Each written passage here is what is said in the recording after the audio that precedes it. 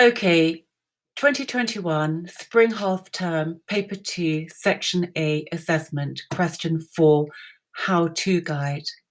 Question 4. For this question, you need to refer to the whole of source A together with the whole of source B. I'm just going to highlight that.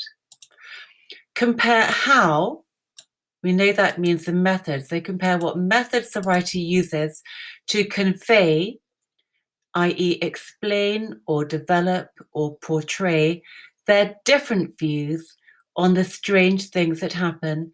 Keywords here are writers. So it's not the characters, but how the writers explain how they feel, their thoughts and feelings on the strange things. In your answer, you could, we know that it should read must. 1, compare the writer's different views on the strange things. 2, you must compare the methods the writers used to convey their different views. 3, you must support your response with references to both texts. 16 marks. I've only got a few minutes. I'm going to go through it very quickly. The process is to read the question and highlight the keywords. Done.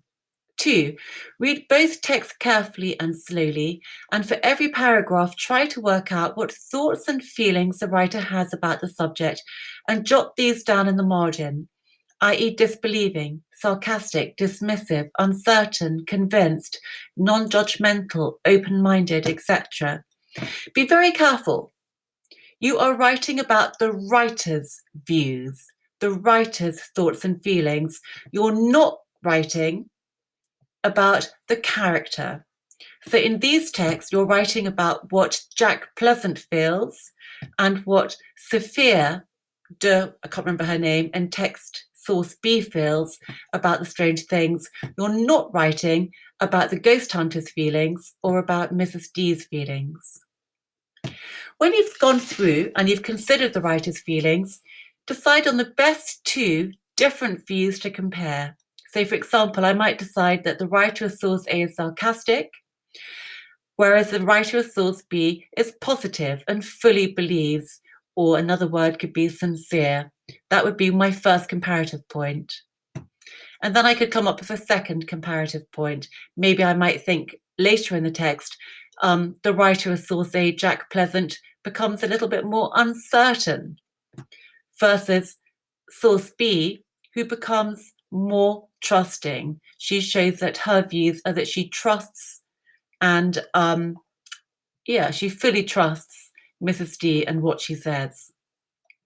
You must choose the best quote to evidence each viewpoint and then write up your answer in the following format. Opening statement, comparing both viewpoints. Then in the start of next paragraph, source A.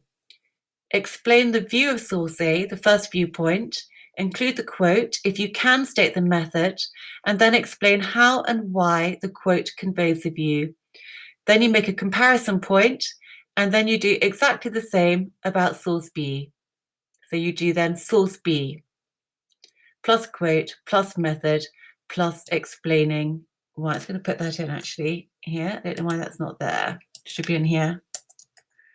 You do source B, view, and then you make a final comparing. And then you finish up with a final comparative, closing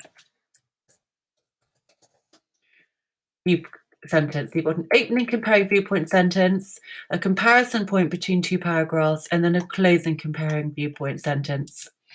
I've just quickly outlined the kind of one comparison of viewpoint that you could make. So having gone through it, I decided the writer, Jack Pleasant in source A, is sarcastic. He uses words in the first paragraph such as terrifying, soon solved, caught the culprits, which to me shows that he is being dismissive and sarcastic. The writer's using language which suggests he's being dismissive and sarcastic. The over-the-top adverb terrifying sounds sarcastic in the context of the actual event and gives the writer a tone of voice which seems a little scornful of these so-called ghostly events. This tone is developed with the alliterative caught the culprits, which makes the reader think the writer is a bit jokey.